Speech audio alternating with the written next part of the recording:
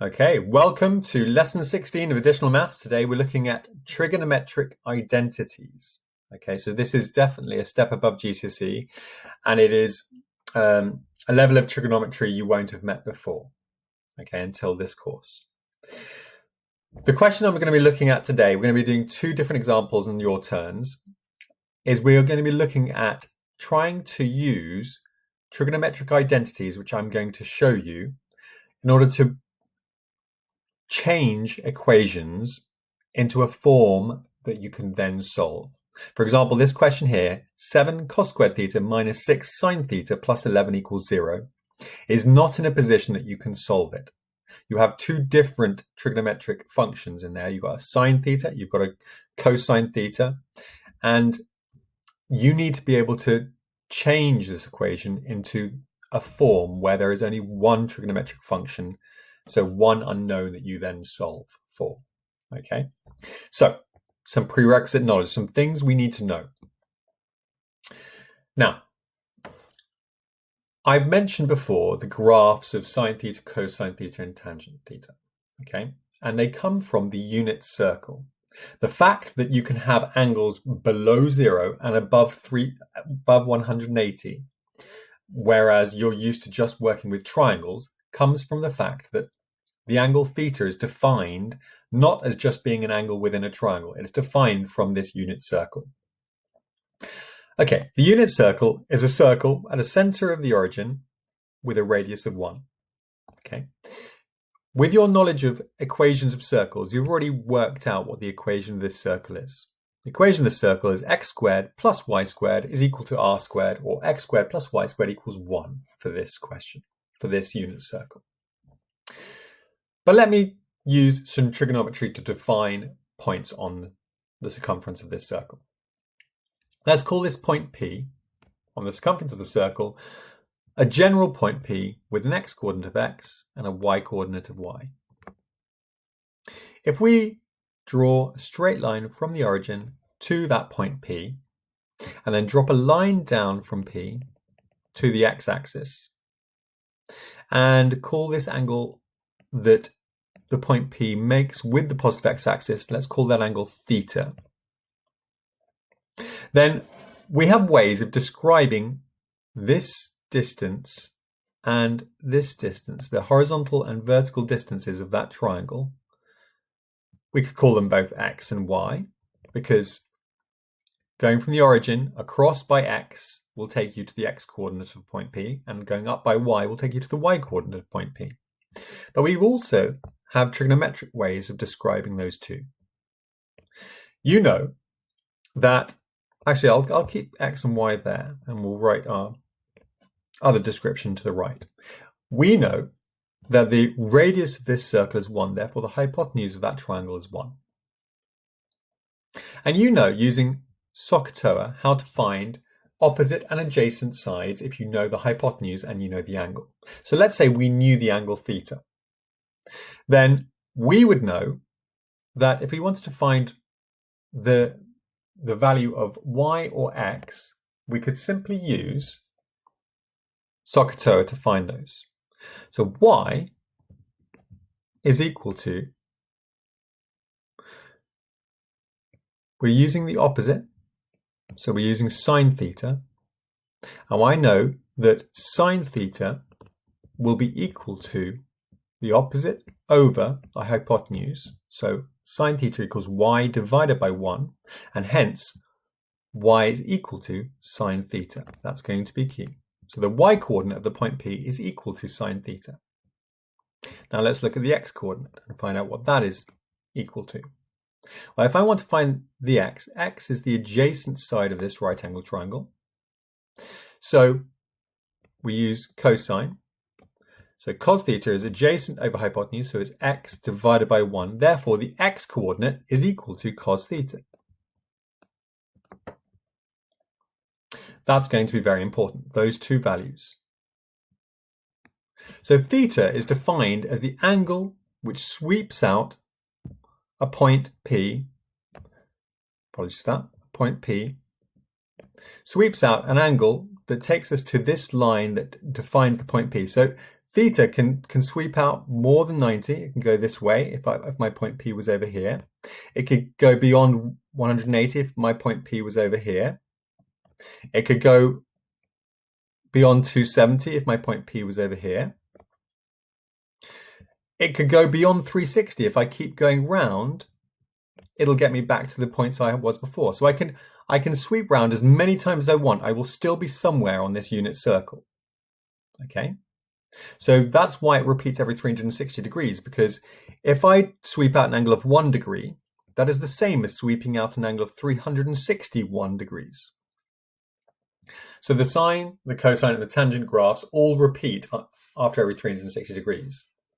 Okay, tan also repeats every 180, but that's another thing to talk about.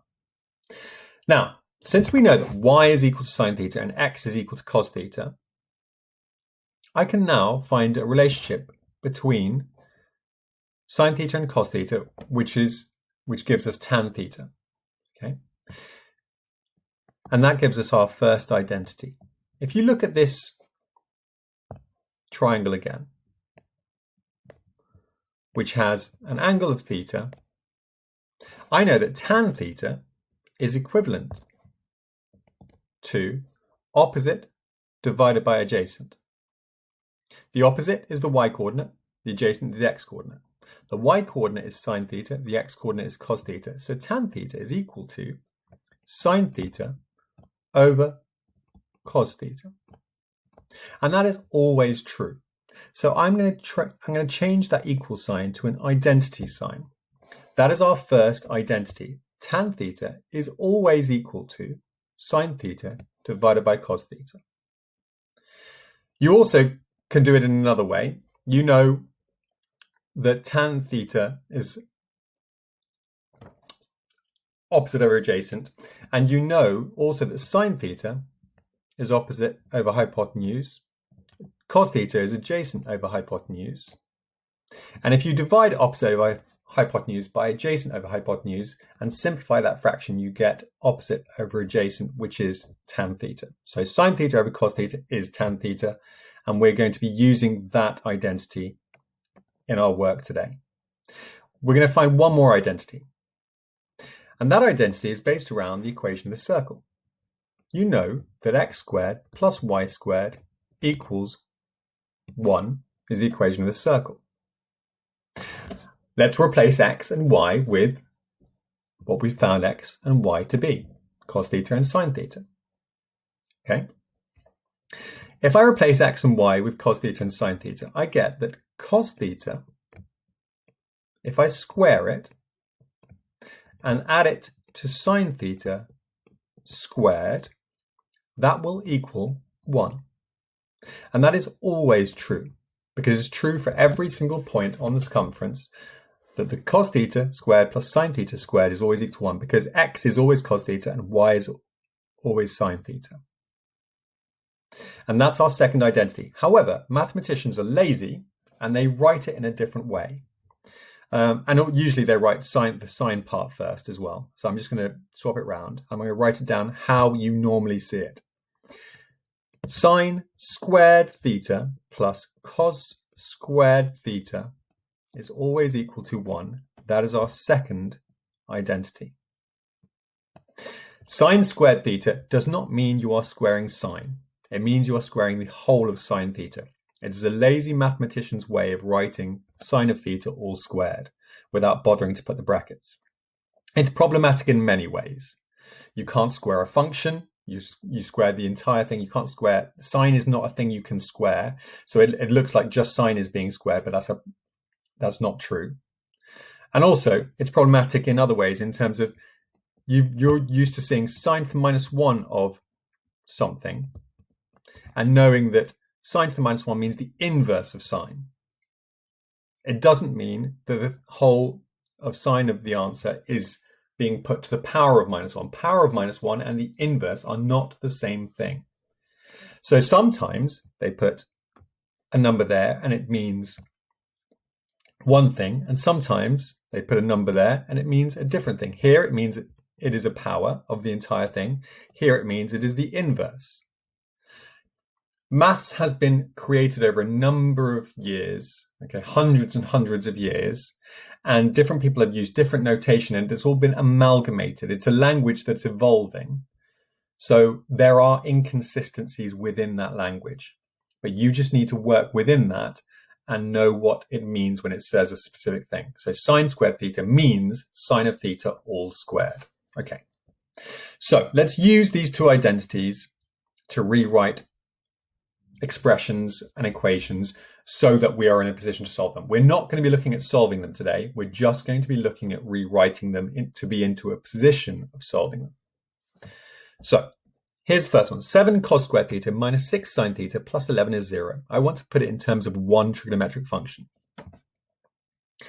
I know a way of rewriting cos squared theta because I know that sine squared theta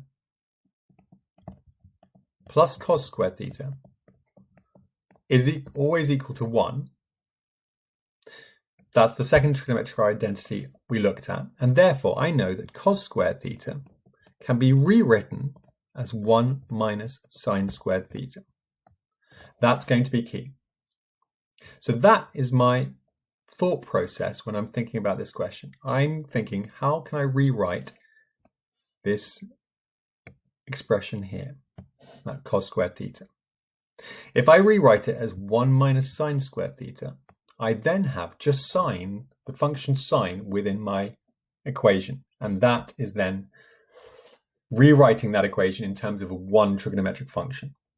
Okay, so my next line would be using this, would be rewriting cos squared theta as 1 minus sine squared theta. Minus 6 sine theta plus 11 equals 0. Then I expand and simplify. I get 7 minus 7 sine squared theta minus 6 sine theta plus 11 equals 0. I'm expanding and simplifying not because I haven't found the answer. I mean, this line here is rewritten in terms of one trigonometric function. However, it's nice if I simplify it and write it in its simplest form, and because it allows us to solve it in a much easier way. Now, the left side has a negative squared function. I prefer having a positive squared function, so I'm going to rearrange the entire thing and make the left side 0 so that I've got positive 7 sine squared theta. So I add 6 sine theta as well. And I'm going to take away 11 and take away 7. So I'm going to be taking away 18. So that there is rewritten in a form where there is one trigonometric function, and it's now in a position that I would be able to solve it using similar methods that I would solve quadratics, but that is for the next lesson to look at. Okay, so that there is the way I want to write it. This would be like in the first part of the question where it says, show that this expression can be rewritten as 0 equals 7 sine squared theta plus 6 sine theta minus 18. And you would show the steps and you would get to the to what it asks you to show. And you would say, there we go, I've shown it. So I would like you to do a similar thing with the following question. I would like you to rewrite this equation in terms of only one trigonometric function. So the trigonometric equation that I want you to rewrite is 6 cos theta minus 3 sine squared theta plus 5 equals 0. So pause at this point, rewrite that in terms of just one trigonometric function. Okay, I'm going to go through the answer. So what you do is you know that sine squared theta plus cos squared theta equals 1. So you want to rewrite that sine squared theta in terms of cos squared theta so that you just have cos thetas throughout this equation. Since sine squared theta plus cos squared theta is 1, then sine squared theta is equal to 1 minus cos squared theta. So that's what we're going to use. We're going to replace this sine squared theta with 1 minus cos squared theta. And my next line is therefore going to be rewritten as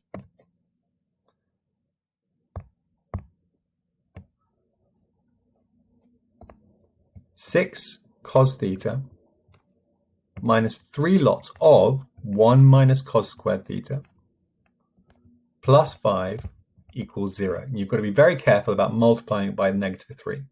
So the next line is 6 cos theta minus 3, that's minus 3 times 1, and then plus 3 cos squared theta plus 5 equals 0. Then simplify it, make sure you have a positive cos squared is the nicest way of having it. So 3 cos squared theta plus 6 cos theta. The minus 3 and the plus 5 become simply plus 2 equals 0. And that is now in a form which you are happier at solving, and it's a form that you would then use your quadratic knowledge to then be able to solve. But that's a skill that we'll teach in a future lesson. Okay, next type. Here's a worked example. Rewrite the following equation in a form involving only one trigonometric function. This question doesn't have any sine squareds or cos squareds, so we can't use the sine squared plus cos squared equals 1 identity. So this one might use the other identity, that tan theta is equivalent to sine theta over cos theta. I can rearrange this equation to get sine theta divided by cos theta. So that's what I'm going to be using. So firstly, I'm going to add 3 cos theta to both sides. 7 sine theta equals 3 cos theta. Now, at this point, I can divide by cos theta. So I get 7 sine theta divided by cos theta equals 3. I can either just convert the sine theta over cos theta to tan theta, or I can divide by 7 as well. I'm going to divide by 7, so I get sine theta over cos theta equals 3/7. And at this point, that left side is equivalent to tan theta, so I can write that tan theta equals 3/7. So that is now rewritten in terms of one trigonometric function, and it is in a position that I can solve it relatively easily if I know what interval I'm solving it between. So between 0 and 360, between 180 and minus 180, that sort of thing. Okay. So now I'm going to give you a question that you need to rewrite in terms of one trigonometric function. And here is the question. Can you rewrite 5 cos theta, apologies for that, 5 cos theta plus 8 sine theta equals 0. Rewrite that in terms of one trigonometric function, please. So pause, have a go, and then check with my answer. So at this point, you can either subtract 5 cos theta or subtract 8 sine theta. It doesn't really matter. I'm going to subtract 5 cos theta from both sides. So I get 8 sine theta equals negative 5 cos theta. Divide both sides by cos theta. You get 8 sine theta over cos theta equals negative 5. Divide by 8. You get sine theta over cos theta equals negative 5/8. And therefore tan theta equals negative 5/8. So that there has been rewritten in terms of one trigonometric function, and it's in a form in which you can now solve. Okay, so well done if you got this right. What you should do now is you should go and practice using the trigonometric identities until you feel fluent and until you feel like you can replace sine squared theta with 1 minus cos squared theta without thinking. You can replace sine theta over cos theta with tan theta without too much thought. Okay, until it's a fluent process for you. The best place to do it is in this textbook, and it's exercise 8.3, the third exercise in chapter 8. So questions 1 to 8, in that it's asking you to use the sine squared theta plus cos squared theta equals 1 to rewrite them, and in questions 9 to 12, it's using the identity tan theta of sine theta over cos theta. Okay, and it only asks you to rewrite them. It's not asking you to solve them. Please remember that. Okay, so we're just practicing that skill of rewriting them. So go away, enjoy, make sure you become fluent, and then we'll look at trigonometric equations 2 in the next lesson. Okay, enjoy.